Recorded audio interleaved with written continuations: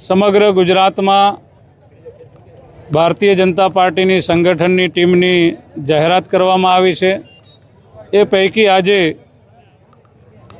આદિવાસી સમાજના પ્રદેશ અધ્યક્ષ તરીકે એસટી મોરચાના પ્રદેશ અધ્યક્ષ તરીકે મારી નિમણૂક કરવા આવી છે। બદલ પાર્ટી એના માટે ગુજરાત એ એક ગઢ છે મિત્રો। 30 વર્ષમાં જે પ્રકારે ગુજરાતનો વિકાસ કર્યો છે અને ગુજરાતને અનેક ઊંચાઈઓ અપાવીને જે સિદ્ધિ અપાવી છે, ત્યારે પ્રજા આજે ભારતીય જનતા પાર્ટીની સાથે છે અને આવનારા દિવસોમાં પણ તાલુકા પંચાયત, જિલ્લા પંચાયત અને નગરપાલિકાની ચૂંટણીઓ ભારતીય જનતા પાર્ટી ભવ્યથી ભવ્ય વિજય પ્રાપ્ત કરશે અને આવનારા દિવસોમાં 2027માં જ્યારે વિધાનસભાની ચૂંટણી આવશે ત્યારે એસટી મોરચાના પ્રમુખ તરીકે મારું પણ એક જ લક્ષ્ય રહેશે મિત્રો કે ગુજરાતમાં મારો વસતો આદિવાસી સમાજ જે ઉમરગામથી અંબાજી સુધી આદિવાસી સમાજ છે, એણે ભૂતકાળની સરકારોમાં અનેક અન્યાયનો સામનો કરીને જે વિકાસથી વંચિત રહી ગયો હતો એ વિકાસ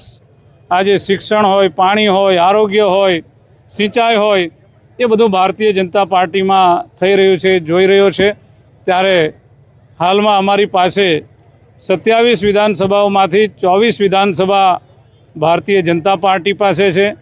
4 આદિવાસી લોકસભામાં છેલ્લા 25 વર્ષથી 4 આદિવાસી લોકસભા અને ભરૂચની જનરલ સીટ હોવા છતાં પણ આદિવાસી સાંસદ સભ્ય ત્યાં સેવા કરી રહ્યા છે।